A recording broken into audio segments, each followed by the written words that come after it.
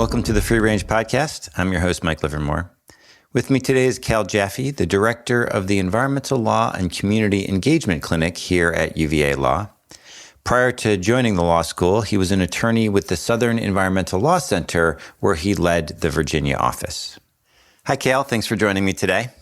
Good morning, or good whatever time it is where you are. A little later in the day. Yeah. So maybe one way we could kind of just get started is to start with how you got interested in environmental issues. I mean, in my experience, folks come to environmental issues in different ways. Some folks have early childhood experiences, playing on the coasts, and that leads to a lifetime of interest in coastal ecosystems. Or some people get involved in politics because they like politics, and then end up getting attracted to environmental issues for various kind of specific reasons. So I was just curious what drew you to these issues. Yeah, it is interesting to think of different folks getting into it from different angles. For me, it was coming through when I was in high school, and as often happens when folks are in high school, just a good teacher that really sort of sets you in a different direction. And so spring of my junior year of high school, which was spring of 1990, was the 20th anniversary of Earth Day. And I happened to be participating in a program called the Mountain School, which is up in Vermont. It's sort of set on a farm, and it's this very environmental-centered program, or it was at the time, and I think still is. And it was through that experience, that was actually the first time in my life I ever had gone camping as part of that experience. And the teachers there, one teacher I'll just have to give a shout out to, the science teacher, Kevin Mattingly, who was just so brilliant in connecting all of these different concepts, literature, science, community engagement, just in getting us out into the natural world. That was really the eye-opener for me. Oh, really interesting. And so did you kind of pursue environmental issues in undergrad? And when you went to law school, was that kind of on your mind as what you thought your career path would be? It was absolutely on my mind heading to law school. I very much went to law school with the idea that I was going to want to get involved in environmental advocacy. And in fact, even though I didn't know it at the time when I was sort of going through college and thinking about why I would want to go to law school, I very much had in my head this idea of a clinical law professor, even though I had never met one. I sort of liked the idea. I was like, universities are fun, and that would be a neat place to be, but I really also want to be involved in the advocacy. I want to sort of be boots on the ground on a particular project, and sort of imagined like if there was a way to bounce back and forth from classroom to field, working on the issues you care about, that would be a cool job. And of course, that's essentially the job that I've found myself with. Many years later. Right. Yeah, that doesn't happen very often, where people actually end up doing the thing that they dreamed of doing when they were young. Yeah. I definitely feel lucky. Yeah. And so after law school, you spent some time outside of the academy. You worked at the Southern Environmental Law Center for a number of years, which is obviously a really wonderful environmental organization that we have in our part of the world. And so maybe, I'd just be curious to hear about some of the maybe formative matters that you worked on at SELC that really, kind of contributed to your development as an environmental attorney, now that you're a clinical law professor, the kinds of experiences maybe that you look back on to draw from as kind of important and formative in your own experience. Yeah, absolutely. So Southern Environmental Law Center is another, formative organization in terms of developing my own thinking about the issues I care about and how to engage on them. And I would put it with that sort of mountain school experience that I had as a high school kid, in terms of just important formative experiences. I was at Southern Environmental Law Center, or SELC, for about 12 years, was director of the Virginia office for the last couple of years I was there. But in terms of really formative experiences, I remember the very first sort of big case that I got to work on when I was there was Environmental Defense versus Duke Energy, which is a case that went up to the U.S. Supreme Court, sort of a Clean Air Act enforcement case. And what was interesting about getting put on that assignment was I had come to SELC, really being more interested in water quality and water advocacy issues, just because it felt to me like that was a good mix of there's this very concrete, tangible thing we're doing, trying to clean up a particular river, but it also felt big enough that it was going to have sort of broader systemic impact. So I liked water work as a new guy coming in, but when I got there, they said, that's not where we need you at all. We're going to put you on this air and energy team. And I had really not a lot of experience in that kind of work. So the first several months was just trying to learn all these things that, frankly, I should have paid more attention to when I was in my environmental law class with John Cannon, in terms of just how the Clean Air Act works and how we're going to engage on it. Attending Environmental Law Institute events to learn more about the Clean Air Act, just trying to get myself up to speed on it. And getting to be a piece of that team. We worked with Sean Donahue, who's a great litigator and appellate advocate on that project, working with folks at Environmental Defense Fund. Just being a part of that broader team was remarkable. And of course, getting to see the case and help prepare the case all the way up to going to the Supreme Court was pretty cool. Yeah, that's an awesome experience for a junior attorney. And there really are some great people that you were working with at that time who are still super active on all these issues.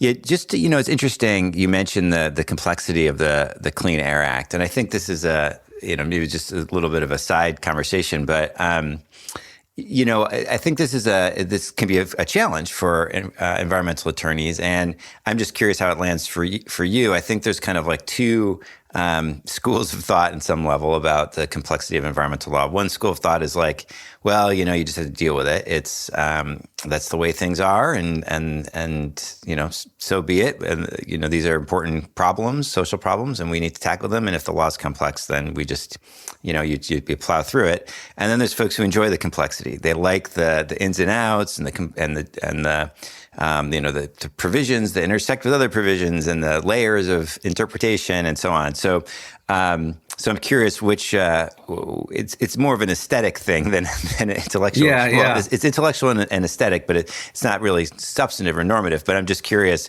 how the complexity of environmental law lands for you as someone who's been actively practicing in this area for a while.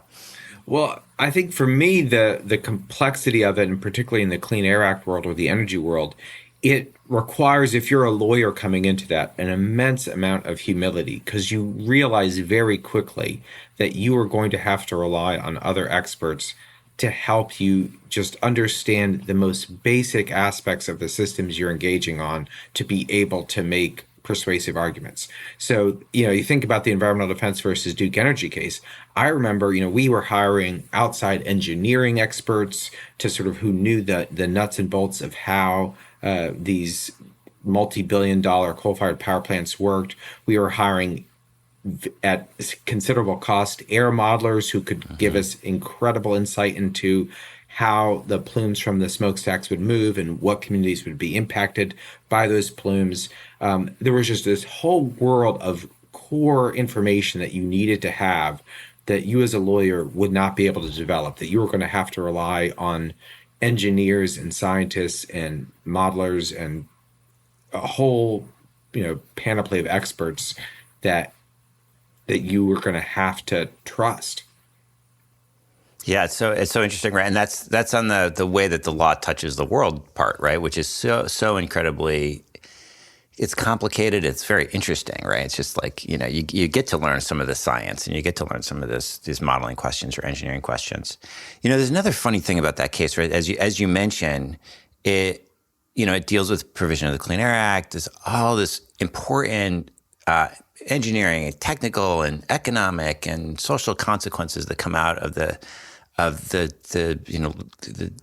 decision in that case, which is is a kind of interpreting a provision of the act. But if I recall correctly, you'll let me know if I'm wrong. I think I teach this class, so I don't teach this case. It's in the casebook, but It's so obscure that it's like this funny technical statutory interpretation question about, if you're interpreting one provision in one place, how that means that you should interpret the language somewhere else. And I feel like the court's decision is just so removed from the real world consequences that you were just talking about, like what it means for the air quality, what it means for consumers' prices, what it means for workers, and what it means for local communities. I mean, it has all those important consequences, but it's not like the court, sits down and does the cost benefit analysis or grapples with all of this important, all these important social consequences. It just like thinks in the abstract about statutory interpretation questions.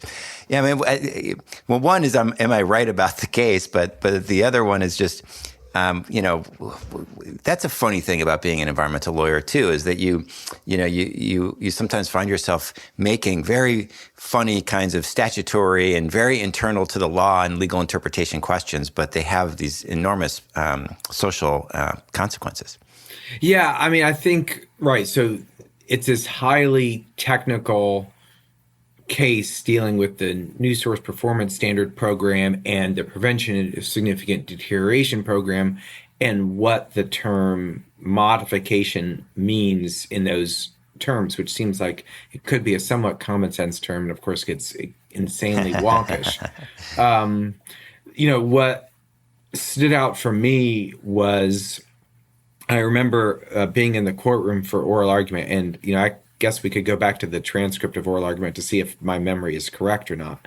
But I remember Sean Donahue, who was arguing the case for us, he opened with that the regulations, the sort of the EPA regulations that we were asking the court to interpret, Sean's opening statement was, the regulations are clear on their face.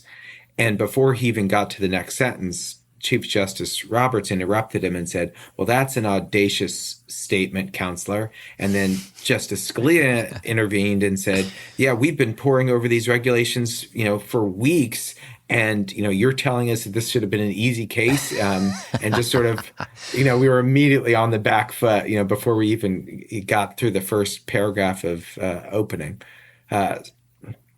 So, yeah, it's but I think what, this is sort of the nature of that case. I think it's the nature of a lot of environmental advocacy. The firm and the organizations that were representing Duke Energy there, and there was sort of this large, utility air regulatory group that was also involved, other electric utilities that were involved that had implications for other cases involving Southern Company and other big utilities. They had obviously an immense amount of expertise. And what was really fascinating about the case was, back when we were at the district court level, was just mountains and mountains of pages in discovery and documents from the utilities sort of understanding the minutia of this. And what was clear in that case was, one, they certainly had a role in making it complex, that it wasn't that just government bureaucracy run amok. It was the industry very much sort of driving that complexity to serve their own advocacy interests. And yeah, I mean, just to give you a sense of how intense that piece of the case was, my memory is there were 7 million pages of documents in the discovery phase of the case. I mean, just essentially a warehouse full of information. And a lot of it was the industry having sort of years of plans on how to delay implementing these, what would be admittedly very costly pollution control programs that the Clean Air Act would require. So yes, the complexity is there, but frankly, it's in some sense weaponized by stakeholders in the process who are trying to delay implementation that would be required through that language. Yeah, it's also just an interesting point while we're on this, the way that the legal system works in some sense. How at the district court level, it's this very fact-intensive exercise, and the court is pouring over, like the judge is like presumably really looking at these complicated documents, and there's all the attorneys and the experts, and it's just a very fact-intensive exercise. In some sense, it's grappling with these real-world issues, and maybe some of it is manufactured complexity, maybe some of it is just the reality is we're kind of managing very complex systems, so some of the rules are going to be complex, and the social consequences are going to be hard to understand. in the first instance without serious amounts of effort. And so that happens at the district court. And then gradually, the issues get distilled, and the factual questions in some sense become blurred or fall away. And then by the time you get to the Supreme Court, where, the question gets approached as like at least some of the judges approach it as like if it was a transcendental question about the meaning of words, rather than, this like real world decision about, coal and where it gets burned and how much and what technologies we're going to put in place, and people are going to get sick or they're not going to get sick, and energy prices are going to go up or they're not going to go up, and all that real world stuff that is really what we're arguing about. We're not, we're not arguing about the meaning of the word modification because we're interested in the Platonic ideal of the word modification, right? We're interested in arguing about it because it has real world consequences. So it's just an interesting, it isn't, and I'm sure you've just seen this many times over the years of, this fact intensive, complex thing that we're dealing with kind of gradually turning into some very obscure, in some sense, legal question. Well, and there's a real art to that because in the district court case, in the district court stage of the case, of course, the court has no choice. They have to deal with it. You filed the case. As long as you've got jurisdiction and venue and all that squared away, they've got to deal with it. The Supreme Court, of course, has the freedom and the discretion to, handpick the cases that it finds interesting. So when you've been eyeballs deep in the weeds, it's very hard to think about how do we abstract this case out to a point that the justices, or more specifically the justices' clerks, would find it interesting enough to sort of move it up the to where cert might get granted. And that's, I don't remember the specifics of how he tweaked the question presented that we drafted in our cert petition in Environmental Defense versus Duke Energy. But I remember I was working on it sort of deep into the weeds on it. Other attorneys at SELC were working on it. Vicky Patton at Environmental Defense Fund was working on it. And then Sean was brought in, and he just had a completely different way of thinking about the case, about what it was. That was just not something that had been in my mind at all. It was this very abstract, much more of an administrative law case and a due process case, and not a Clean Air Act enforcement case. And of course, that's exactly what you needed for a cert petition to get granted. If we had stayed in the weeds and just drafted what we thought the case was about, the court would have thought, oh, hell no, we're not digging into that mess. Boring. Yeah, exactly. Yeah, funny. That's a real skill, and it's just really interesting, and that's the value of working in teams, of course, and lawyers are always doing that, and bringing in people at different stages, and yeah, it's really, really interesting kind of practical experience of how you do this stuff.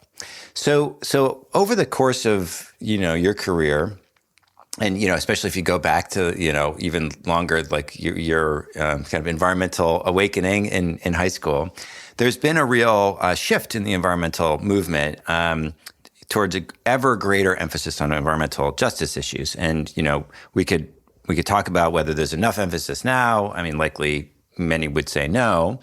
But it's a lot more than it used to be.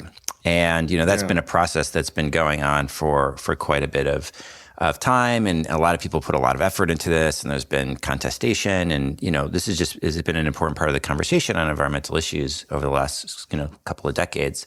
So I'm curious about how that has tracked with your own career.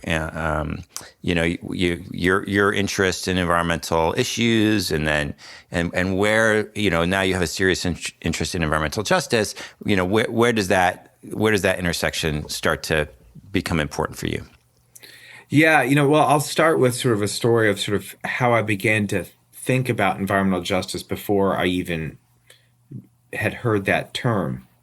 Of course, it dates back to, sort of the birth of environmental justice, environmental racism, activism, going back to Warren County, North Carolina in the early 1980s in the communities protest over a toxic waste landfill in the county.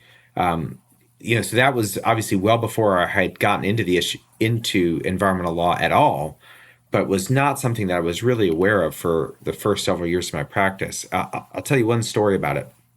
So shortly after the Environmental Defense Duke Energy case, around 2007, 2008, we were working on another proposed coal plant case. This was going to be a new coal plant in a rural southeastern county of Virginia, Surrey County, Virginia. And there was, the plant would have been in this tiny little town of Dendron, Virginia, about 300 people. And there was a small community group that was forming, unincorporated association of folks, neighbors who were concerned about this proposal.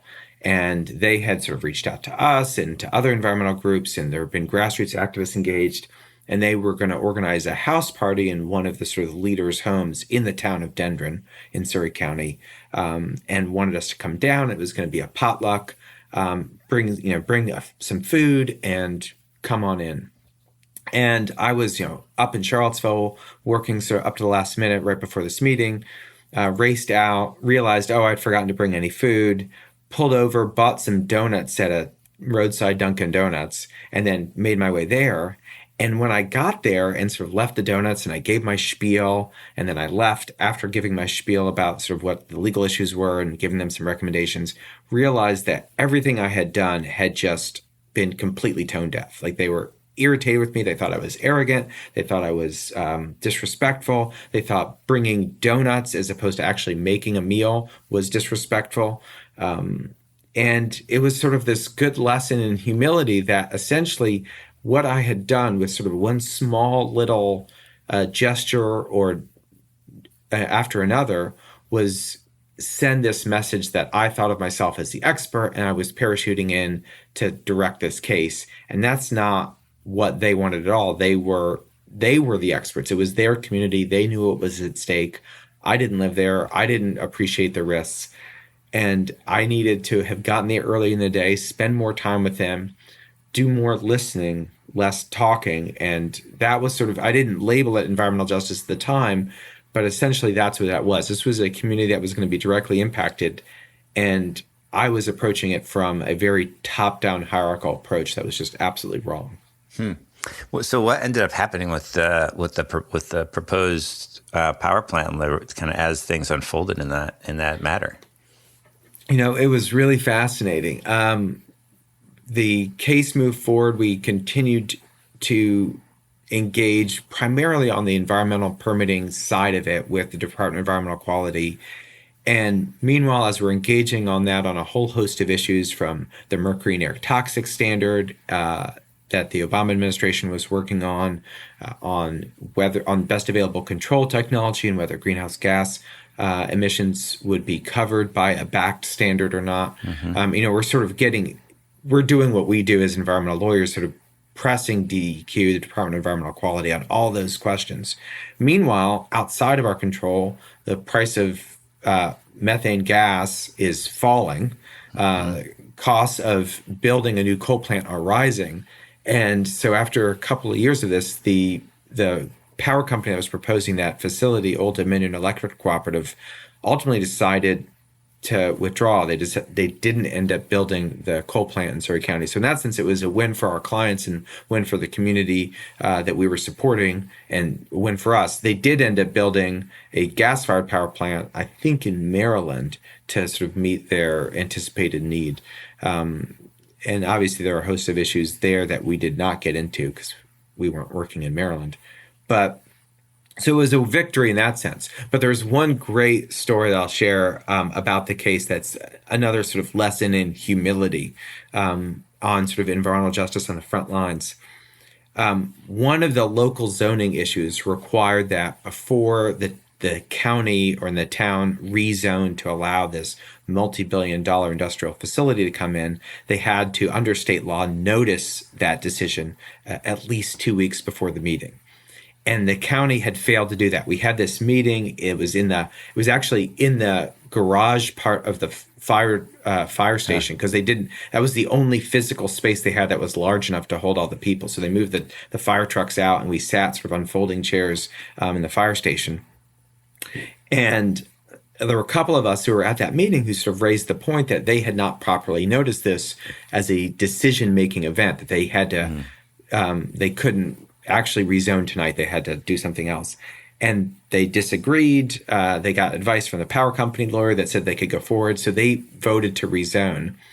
And then immediately the local community group said, well, you guys going to sue them over this decision? And I said, no, I don't think it's really a great use of our time.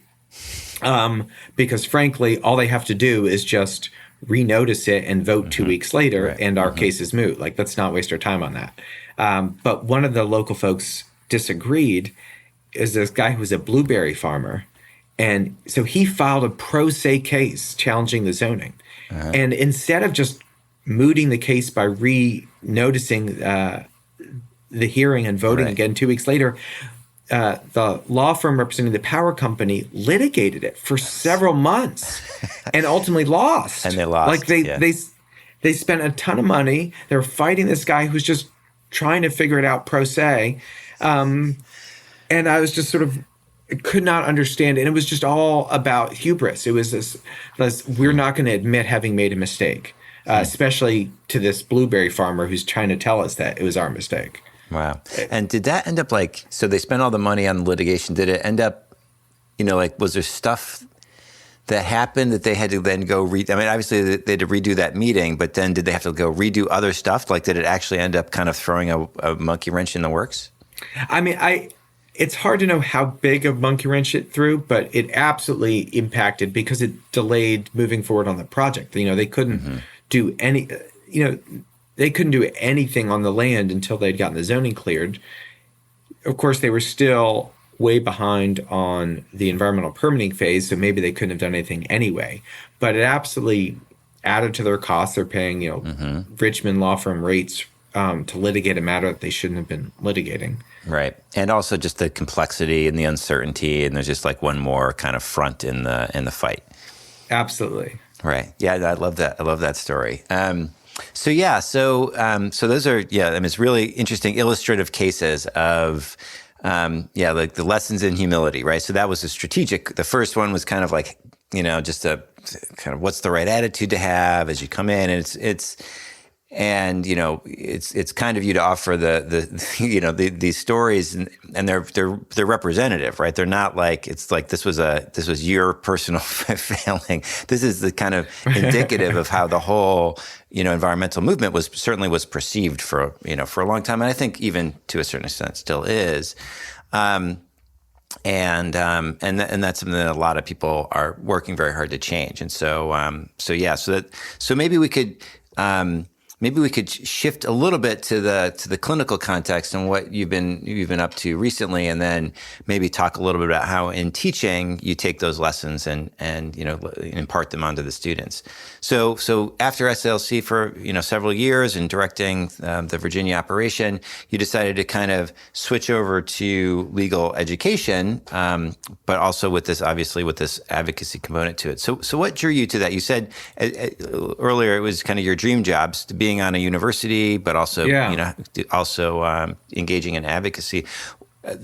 Obviously, you were doing great work at SCLC. What was it about being at a university setting that drew you away from that also great job?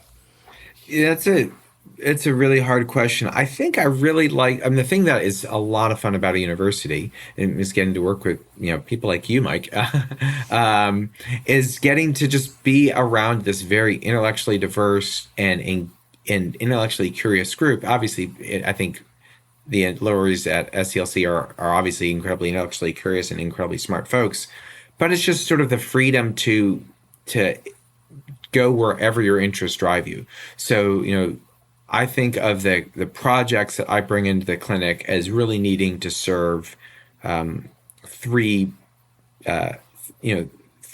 missions. One is obviously sort of the pedagogical mission, the teaching mission. They need to be good projects for students to learn how to be lawyers. So that's number one.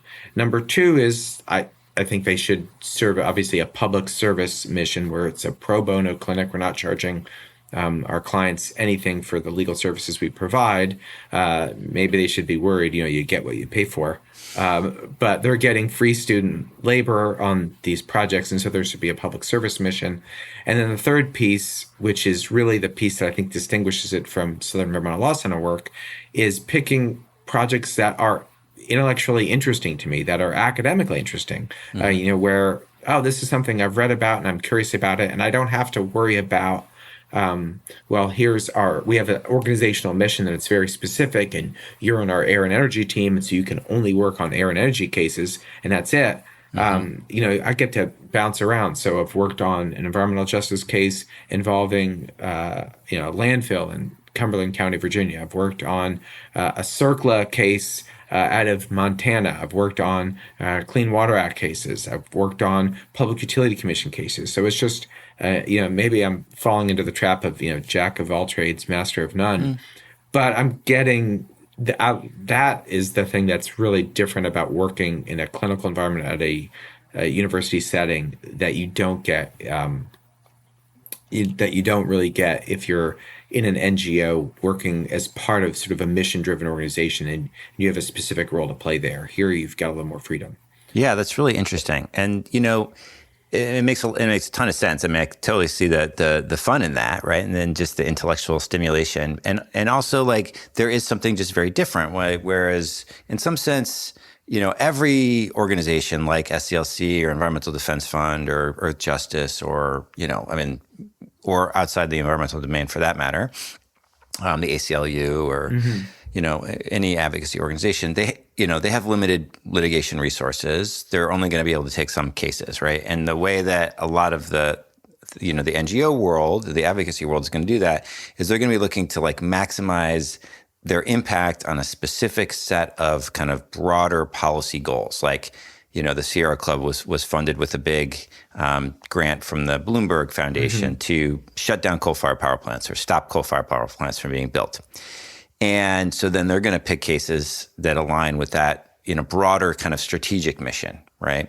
And the ACLU is going to pick up certain kinds of, say, First Amendment style cases or whatever their kind of broader institutional missions are.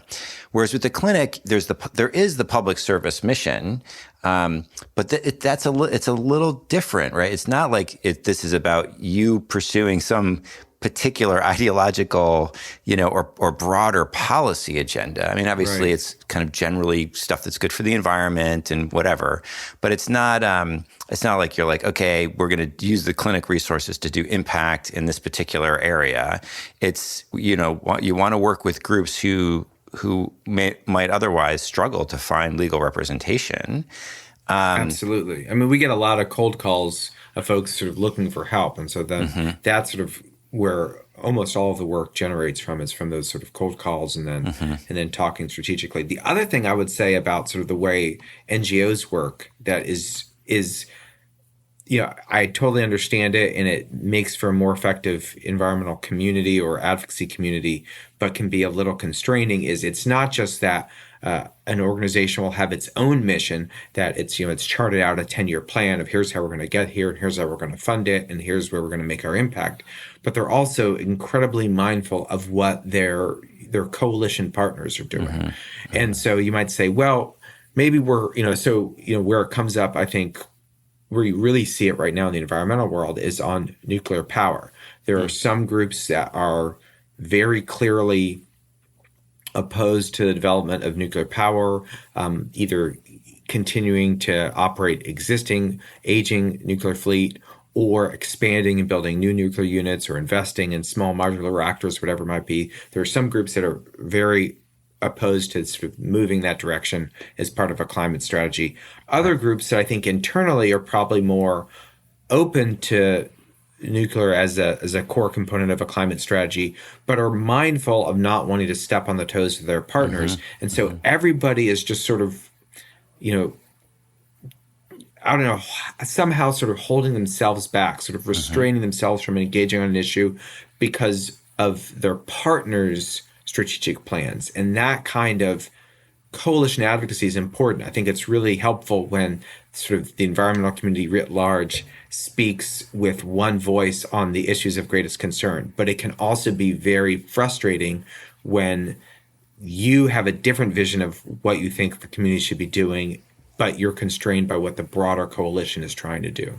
Yeah, that's a very interesting dynamic too, because you could kind of imagine two different views on this. Like on the one hand, it's good for there to be kind of a bit of a lockstep amongst environmental groups. It might actually be worth articulating why that is actually from an advocacy perspective, because I think some folks might initially just say, well, that sounds terrible, right? That sounds almost like totalitarian or something, right? Like everyone has to agree about everything. And wouldn't it be better if we had like a, diversity of voices and lots of different, different groups that hold different positions, and some were pro-nuclear and some were against nuclear or whatever, and some, favored distributed generation and some whatever, whatever the issues were. So maybe I think it'd probably be worth articulating why it is that there is value in this kind of cohesion within the environmental community in terms of their political messaging and advocacy. Well, I think there are two reasons why there's strategic value in having a unified front. One, the most obvious is it gives you more, more resources to push in one specific direction. So, you'll have a grassroots group that's able to turn folks out for public hearings. You'll have legal groups. You'll have groups with sort of in-house economists or scientists. Sort of this broad range of groups all rowing in the same direction can be helpful. But the other reason that I think is frankly probably more important is that the rest of the world, the regulated industries that you're often going toe-to-toe with, the legislators that you're trying to lobby, the media that's covering all this, they are going to write about and think about the environmental community as a monolith. And I saw this all the time. I did some state-level lobbying at Southern Environmental Law Center for a few years when I was there. And you would go into a committee room, and if there was one environmental group that supported a bill that the rest of the community opposed, the committee members, the legislators on that committee would say, well, we've got, this is a consensus bill. We've got environmental community supports it. The industry supports it. Everyone supports it, even though it was a minority, one environmental group supporting it in opposition to others. That was all they needed. They needed one group to sign off so they could say they had the environmental community support. And if another group got up at the hearing and said, actually, we oppose the bill, the response would be, well, we know you can't please absolutely everyone. There's always going to be some sort of dissenters, but we've got broad support here. We've got the environmental community. So if one group breaks away, that makes it really hard for the other groups to continue to sort of get their message out. Yeah, no, it's really interesting. And I think part of the dynamic on this is, environmental organizations in some sense don't have like the same kind of power that, other interest groups have. It's a very different kind of power that they wield. Obviously, they have a lot less money than a lot of the times the folks they're going up against. But one of their major sources of power is the ability to say, like, this is or is not good for the environment, right? And the public cares about what is or is not good for the environment. And a lot of these issues, as you know, are like super complicated. So it's not like a regular person walking around can understand whether a particular piece of legislation or, a regulatory decision is, good or bad for the environment in some broad sense. And so if there's a mixed message coming out of the quote unquote environmental community, then that ability to kind of deem something, an okay compromise or a totally inadequate selling out of the environment is itself, kind of undermined. Yeah, absolutely. And I think what folks in the environmental community sometimes, may fail to appreciate, or maybe they do appreciate, is that we still have a lot of work. Environmental groups still have a lot of work to build that sort of broad credibility across the spectrum of folks making decisions or engaging on issues. There was this really somewhat dispiriting, frankly, study that came out a few years ago, 2019, out of the Duke University's Nicholas Institute for Environmental Policy on understanding rural attitudes towards the environment. Mm-hmm. And it was just, sort of polling data that environmental advocacy groups were seen by survey respondents as a trusted source of environmental information by only 13% of respondents. Wow. That it was sort of this sobering reality that that's part of why we need, to the extent that we're bickering or disagreeing, that's only undercutting that meager support even further. So there needs to be a significant concerted effort to raise that percentage. Yeah, it's a disaster. I mean, that's a whole other interesting line of the kind of path that we could go down is the way that the environmental community is kind of seems to have lost the confidence of a substantial chunk of the American people. It has the confidence of another group, and we should say, in fairness, there are if you polled a different group, you would get a much higher number, right? That's a very specific group of people. But it's a major challenge. Thinking about this, this notion of kind of the environmental community and kind of coherence, the environmental justice has been a part of this dynamic over the last 30 years. In some sense, the environmental justice movement, I think, said, we're not going to go along with what all the big green groups, like there was a big part of the environmental justice kind of when it really burst on the scene in some sense was when they said, look, we don't like how the big green groups are doing business. We think they're not paying attention to the right issues.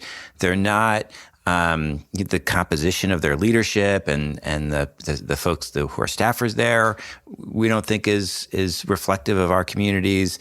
And they kind of had to be willing to break ranks in some sense and point out these internal problems within the environmental movement as just a necessary precondition of getting the kind of changes that they were interested in. Yeah. No, and I may have it wrong, but the emergence of even the term, the big greens, it comes sort of in that same moment of thinking of not, it must have been a bit of a shock if you're at, Sierra Club or Natural Resources Defense Council to think you've been this positive force, public interest force, and now folks that you thought of as allies are referring to you as big greens in the same way that you might talk about big oil. Right. That's got to be a bit of a wake-up call.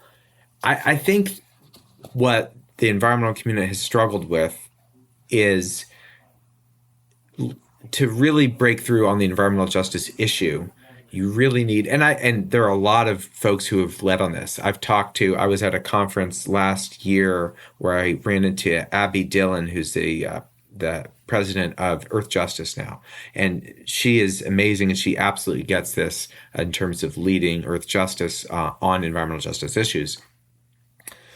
But it really requires a deep level of humility and a deep level of listening. And what that really means is you're not just going to community meetings, you're not just going to Surrey County with your box of donuts, but you're actually listening to them and taking direction from them, so that you may come into an issue with an idea of sort of how we're going to engage on it or what's important to do, but you need to be willing to set that aside and really follow the community. And just, it's hard because I think for lawyers, we spend so much time thinking about what we're supposed to do. Okay, let's meet with the client, learn what their goals are, and then boom, we can move in. We can seek a TRO, temporary restraining order. We can go for money damages. We've got all these different strategies that we're going to jump on right away. And there's really not much in the lawyer's playbook of listening for listening's sake, just sort of having the patience to let that sink in. I'll share, so this one case that we're working on here in the clinic involving Cumberland County and this proposed landfill that is immediately adjacent to this historic African-American school that was built by the Black community in Cumberland County in 1917 at a time when public schools were absolutely closed to children of color. They were barred from attending. So the community builds this own school almost entirely on its own with some help from the Rosenwald Fund, but almost entirely on its own, maintains this school all the way up until 1964, Civil Rights Act, when finally public schools begin to being open to children of color in places like Cumberland County and elsewhere. But anyway, so we're working to help them preserve this school and resist the impact of a proposed mega landfill on a land that's immediately adjacent to where the school is. And we're working on this, and I was talking with the leader of the community group who, this woman, Muriel Miller Branch, who was a student at Pine Grove Elementary School, the Black community-built school in the 1950s. And I had said something to her about pledging, that I'll pledge to keep listening to whatever she has to say. And she emailed me back, and I printed out her email. She said, the most powerful words spoken in this entire thread are, I pledge to keep listening. That's all my community has ever asked, to be heard, to be valued, and to have equal access to resources. We don't mind doing the work, but when our 2 centuries of hard work is overshadowed or devalued, it is incumbent upon me, as one of our community's storytellers, to correct the record. Thank you for giving my community that platform. And what stands out to me about Muriel's email there is, I'm thinking, I'm this lawyer, I'm going to come in and help her sort of navigate this complex environmental permitting process. And she's not mentioning any of that. Like, the only thing that she says that she is looking for is to be heard, to be listened to. And so it's like, oh, wow, I've completely misunderstood what my role as an environmental lawyer is. And that's sort of what I'm learning by engaging on these environmental justice cases, is thinking about just what my role is. Yeah, it's a really powerful case. It's a powerful story about this, the importance of listening and the importance of which we should just note. And we've had other podcast guests when we've talked about the environmental justice movement over the years. Gerald Torres is who I'm thinking of specifically. Talking about this in that other conversation, we were kind of talking about the procedural versus substantive questions in environmental justice. Is it kind of is the main focus about ensuring substantive justice and fairness and kind of outcomes, or is it about a process that's open and inclusive and where people's voices are respected and there's room for people to have their voices heard and their stories told? Or to tell their stories. And so, and that's always been a big part of the environmental justice movement is focusing on both of these things, both substantive outcomes and fair and inclusive processes. And so what you're describing is kind of that reality in a very concrete situation where we're talking about, it's not just about the outcome. Obviously, the outcome matters with respect to this landfill and this historic school, but the process of getting to the outcome, if someone parachuted in and didn't listen to anybody and just adopted a litigation strategy, and even if it was successful, that's not what folks are looking for. Yeah, absolutely. And I would say it's process. Obviously, this is essentially what you just said, but it's process with substance. Right.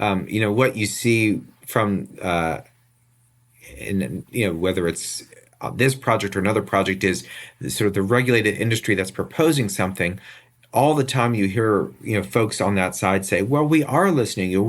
We've had so many different community events. We've had so many public listening sessions. Of course we're listening to the community. And you think, well, no, you're not, because you haven't been willing to reconsider every aspect of your project in response to community concerns, including maybe concluding that, wow, this isn't the right place for this kind of project. Like really sort of that kind of community engagement requires giving everybody an equal seat at the table. And an equal seat means that they have just as much say in what the project looks like as the company that's proposing it. That's a hard thing for anyone to essentially give up, that level of control. But I think that's what's really required when you talk about process. And it's not just about, we've had this many listening sessions, therefore process is done. We've checked all the necessary boxes. It really is about how the substance comes through that process. Right. No, that's a really important point that, and this is something, this comes up in law more generally, right? Like, when you create an environmental impact statement, you can, an agency that wants to move forward with a decision or a landfill for that matter, and they create a huge document that details all of the negative environmental effects, and then doesn't change. They don't have to under the law, under the National Environmental Policy Act. They don't have to, right? As long as they say that what the negative consequences are going to be.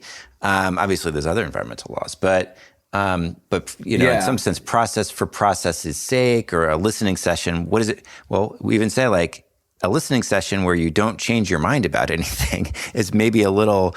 It's a little bit of a misnomer. It's more of a talking session, right? And so yeah, that's a really important point. It's about substantive outcomes.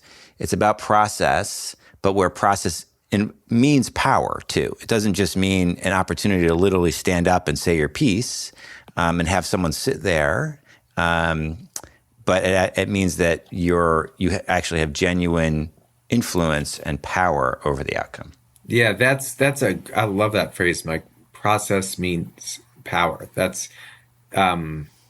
think that's exactly right. That's a perfect way to phrase it. Yeah. So one of the questions that this brings to mind, or this kind of notion of listening to the folks you're working with, basically, right? When you're in your clinical context and you're representing a community, a group, or whatever the kind of situation is, that over the years you've learned that the fewer preconceived ideas you have, and the more you're listening and responding to the needs and articulated desires and goals of the community, the better you're going to serve your role. I'm just curious about your thoughts on how this fits in with the environmental movement more generally, right? Because as you noted, you're in a bit of a privileged position in the clinical context, right? You choose the matters that you're going to work on based on, you have these kind of criteria of good for the students, good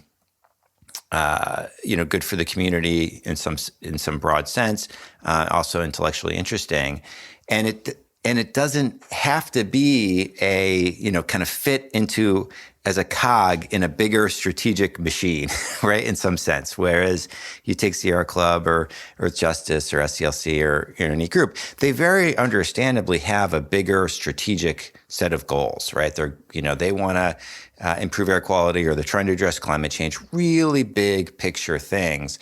And what they would ideally want, I think, is for any particular matter that they're working on, whether it be litigation or legislation or a regulatory thing or whatever it is, there's an ideal that it would fit into the strategic picture. And then you could say, okay, this is the grand plan, and this is how everything that we're doing fits into the grand plan, right? And in a sense, there's something... There's some conflict there between having that grand plan where everything fits together and the kind of listening forward, bottom up, work with the community, and listening for listening's sake, and letting the community, direct the show to a certain extent. It's not just listening; it's also like what they want is going to kind of be the way things work, and even if that doesn't fit in with your grand strategic plan. So, So how do you think the big groups manage this, or what do you think the good way to kind of think about this stuff is? Well, I think part of the way to think about this is to sort of see that it's a challenge across the board. It's not just about fights against greenhouse gas emitting industries or landfill companies. It's something that pops up everywhere, so you can have maybe a more holistic strategy to it. I'll just give you what I'm thinking about in terms of where it pops up in a slightly different context. This was back when I was at Southern Environmental Law Center, and we were supporting a proposed wind farm in sort of far south in the coalfield region of the Commonwealth of Virginia, right near Bluefield, West Virginia, so right on the West Virginia line. And we thought this was great. This is the environmental community had termed this a just transition project. In other words, if we're going to transition away from greenhouse gas polluting resources, we need to help sort of those sort of coalfield communities transition to other options. And here was a wind farm that they should support, and it was running into problems. There was I won't name the developer of the wind farm, but they sort of parachuted in, and ultimately the local zoning that had to be changed, at least at this time, maybe things have moved forward in the years since I left, but the local zoning was they rejected that change. And one of the issues that one of the supervisors mentioned at this sort of public hearing on it was a complaint that the executive for the company developing the project had flown in on a private jet to come to the meeting and then flown back out and didn't spend a night in the community. Like, I mean, it's not a factor that is frankly relevant to the local zoning decision, whether the applicant has spent a night in one of the local motels or not. It's not part of the law, right? It's not. Yeah, it's not a legally defined consideration, but it was obviously important to this particular supervisor and others, and it was a great example of, wow, we're supporting this wind farm, and this coalfield community is resistant to it in part for the same reasons that we're seeing in the coal plant in southeastern Virginia or the landfall project or any of these other projects. Is that same problem, that's not just about polluting industry versus environmental interest. It's sometimes it's going the other way. And so there has to be some sort of broader holistic mindset that we adopt that's going to work regardless of what the different problems are on the ground. Yeah. Yeah, it's a really interesting story, and often it puts me in mind of these narratives that inform just a lot of how we structure our lives and our advocacy and fundraising and kind of there's a lot of us versus them out there, mm-hmm. and to a certain extent that has to be, and to a certain extent it tracks reality, but it can also be kind of dangerous because when you adopt that kind of mentality, then some collateral damage becomes okay, right? Oh, it's like, okay, this community isn't happy with this wind farm, but like, so what? We've got to make a transition here, right? Mm-hmm. And that might not be actually, good. It might not be good for various reasons, right? It's not, fair for the community. It's not probably good politics at the end of the day, mm-hmm. But it's hard to get away from those narratives. Yeah, there's a little book by Shalonda Baker, who's now in the Biden administration, called Revolutionary Power. And she talks about a bunch of these sort of environmental justice cases in the climate context. And she uses as a pejorative term the term climate fundamentalists. Folks who are so focused on decarbonization, and if a local community doesn't like it, so what? We've got to make that transition. And when I first read that book, I thought of myself, I was like, well, I sort of think I'm a climate fundamentalist. Right. I mean, right. It's a pretty big freaking problem. In fairness, right? It is a big deal. That's right. Climate change is not, just a trifling matter. Yeah. So I haven't fully wrestled with that of, okay, I get it. Mea culpa, I've done a bad job of listening for listening's sake. I need to work on that. I need to bring humility to that. But I'm also can't shake this voice in the back of my head that's, reading the latest, summary for policymakers from the IPCC and thinking, oh my God, we really do need to be climate fundamentalists. Right. This is an emergency. Right? Yeah, it's a hard balance. It's a really, really, really tough balance. So we each have a couple more minutes. Thanks for spending so much time with me today, Cale. So I guess my final question would be, in teaching and working with clinic students, like how do you think about how to kind of impart these lessons? Obviously, you don't want the clinic students to make all of the mistakes that the environmental community has made over the years.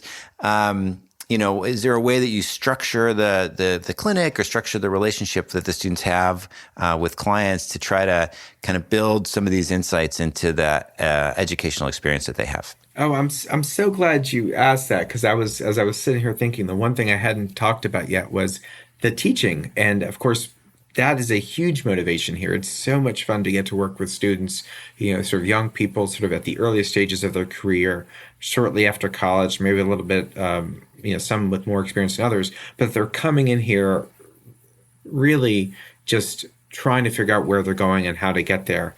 And that opportunity of just sort of teaching, has been so much fun about this job. Our former colleague of ours here at the University of Virginia, Toby Heitens, who is now a federal appellate judge, I remember at his investiture when he was sworn in as a judge on the Fourth Circuit, one of his colleagues sort of said that Toby's teaching philosophy was essentially just, you need to genuinely like your students, really like them, and they need to know that. It's just that simple. And I think that that's absolutely right. That, that's, for me, part of the fun is, a clinic setting. I get to know a small group of students pretty well because we're not just sitting in a classroom. We're also working on cases together, meeting sort of, for strategy sessions outside of the classroom, traveling to meet with clients. And you get to genuinely really like all these, young budding law students.